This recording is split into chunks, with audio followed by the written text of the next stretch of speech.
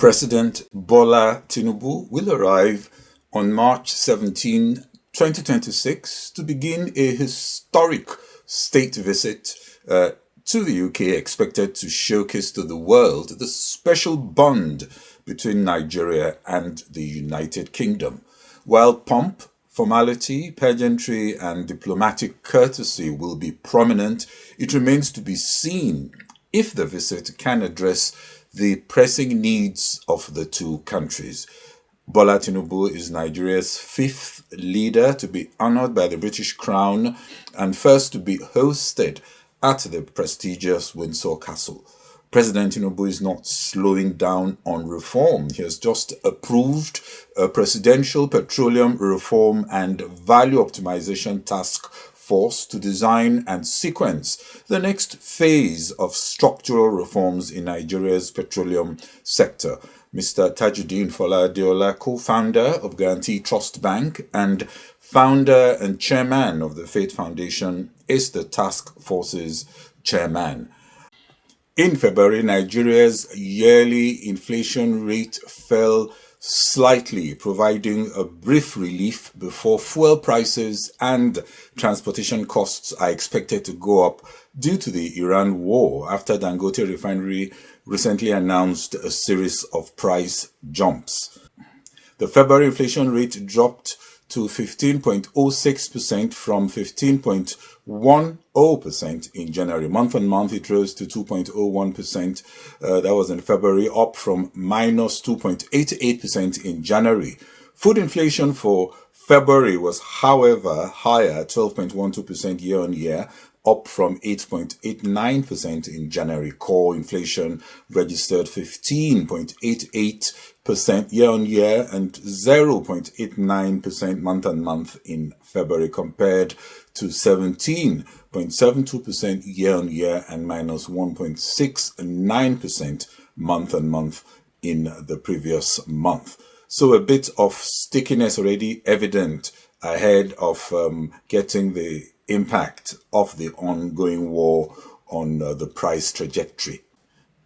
We have Dr. Otunba Opeyemi Agbaje, chairman of Nigerian National Pension Commission, Pencom, commenting on what the latest print could mean and how Nigeria should position for the UK Tinubu visit. Maybe the major concern was the increase in food inflation.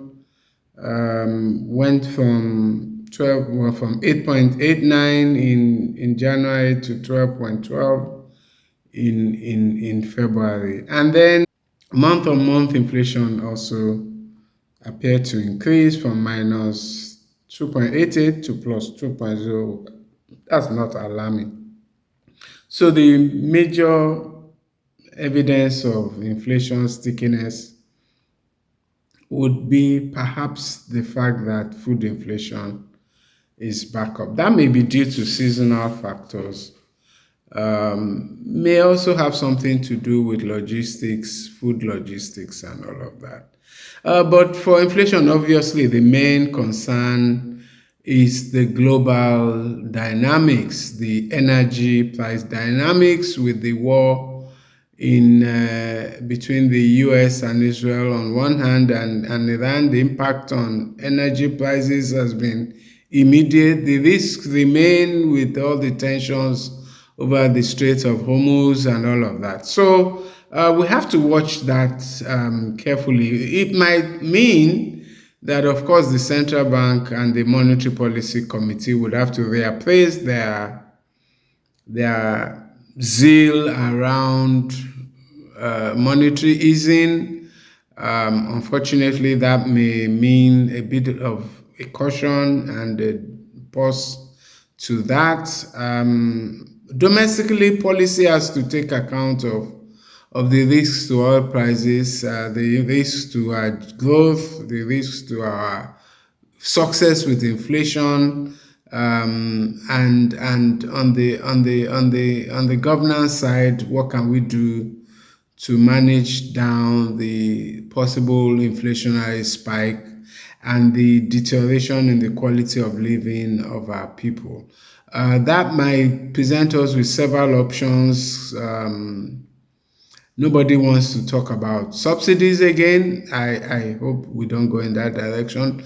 But we can consider direct price interventions. We may also review the viability of producer interventions since we have a domestic refinery and all of that. My preference is for direct interventions that affect the food supply value chain and that affect urban mass transportation. And I think government is already on the right path with that. I saw the fellows in charge of the CNG initiative saying the president has requested a ramp up in that regard. We can look at any interventions that will not result in an increase in public mass transportation costs and that will not result in an increase in food transportation, food logistics, and all of that. So we can keep food prices stable and we can keep transport costs stable. The other big news is, of course, President Bola Tinubu's visit. From all accounts, the reception has been elaborate. A reception at the Windsor Castle, which is a big deal, the first Nigerian leader. I think it's a big opportunity for global rebranding of Nigeria, drawing investment. Of course, the main, apart from just the idea of rekindling our partnership with our traditional colonial partner UK, I think the big benefit will have to be investment flows. This is an opportunity. There are major UK companies that we can restore investment relationships with. And if a strong endorsement comes from the UK, British and perhaps even the European investment community is likely to react. There's also London as an international financial center. The impact of that on our financial sector, on financial flows to Nigeria. Hello, this is Global Business Insights, where we look at the world from a business perspective and bring you news, views, and analysis that helps to get up to date on the context. The Nigeria Economic Summit Group, in their policy paper on how Nigeria should respond to the Middle East crisis, say the situation presents both risks and opportunities. They suggest that policymakers face a narrow window to safeguard the macroeconomic stability achieved through recent reforms and must ensure temporary windfalls do not lead to a familiar boom-bust cycle. The NES paper argues for strengthening of fiscal transparency and discipline to prevent off-budget spending. Revenues derived above the 2026 benchmark oil price of $64.9 per barrel should be automatically saved in the stabilization framework, such as through the Nigeria Sovereign Investment Authority or a designated stabilization account. This can also be used to reduce a presently heavy debt burden, thus easing fiscal pressures. A fat wallet and pre-election populism could imply a strong temptation to reintroduce subsidies, which should be resisted. The government should instead seize the opportunity to expand funding of its targeted social protection programs. The UK Institute of Directors, in their own policy recommendation, warned that the UK economy did not grow in January 2026. Employment services had a particularly weak month with a sharp decline in hiring taking its toll. They argued that in light of the impact of the conflict in the Middle East, there is need for urgent government action to lift what it described as anemic economic growth. Recently, UK businesses have had to deal with not just high industrial energy costs and volatility, but other supply chain effects, particularly for small and medium enterprises. So while there is need for short-term agility, the government cannot afford to be distracted from the UK's long-term needs, which includes an energy strategy which takes a realistic approach to the transition to net zero, to workers' rights that avoid overburdening employers, and finding ways to revive the economy. The European Union, is enjoying its romance with protectionism, having published its Industrial Accelerator Act, which puts forward numerous Made in Europe preference policies. The proposals aim to increase demand for European-made technologies and products by setting minimum requirements for public procurement and public support schemes. So, noting the context of protectionism and an array of other economic stresses, it's only fair to admit that the UK is not well positioned to offer significantly much more than a very friendly reception. Nigeria is still under the glare of observers who want to see more done to stop insurgencies and killings of its citizens by militant gangs. The challenge of inadequate electricity supply requires some accelerated solutions, maybe its own reform committee to energize interventions.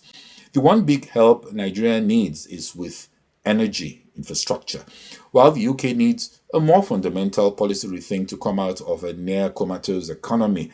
A state visit has to focus on the intersection of priorities, otherwise, it may not yield much beyond well-worn narratives. The state visit comes a few months after the UK government published its new approach to Africa, which reflects a shift from paternalism to a partnership of respect and equality. But we have heard that before. Simple wins like opening a wider corridor for more imports to the UK from Nigerian small and medium enterprises, de-risking trade flows, making it significantly easier for companies to do business with each other, and serious, ready-to-go investment commitments in sectors like pharmaceuticals, value-added mining, and downstream energy will still be welcome news. The UK can also play a part in supporting a still fledgling AI revolution and digitization in Nigeria, and assist in institutionalizing vastly inadequate welfare safety nets. Tinubu is scheduled to meet with senior British officials to discuss enhancing cooperation in areas such as trade, security, migration management, and port development. Additional activities include connecting with members of the Nigerian diaspora and signing bilateral agreements at Buckingham Palace. It is possible that the UK press may attempt to spoil the show by showcasing more on the ongoing former Oil Minister Diezani bribery trials at the London Crown Court, along with related unsavory revelations concerning business practices in Nigeria. Such coverage may highlight the far greater importance of implementing urgent reforms, an area to which the current government, to be fair, has devoted considerable attention. Asia-Pacific markets ended the day mixed as investors weighed the impact of elevated crude oil prices and ongoing developments in the US-Iran conflict. Trump has called on other countries to assist in securing safe passage through the Strait of Hormuz. The EU's foreign policy chief is urging member states to redirect the bloc's Red Sea naval mission to facilitate the resumption of oil and gas shipments in the strait. Trump also signaled that the Beijing summit planned for the end of the month may be postponed as the US pressures China to support efforts to reopen this crucial trade route. Well, that's all we can take on this special edition of Global Business Insights. This is Bode Oshosami. Thanks for watching, and don't forget to subscribe and hit the notification button. Bye-bye.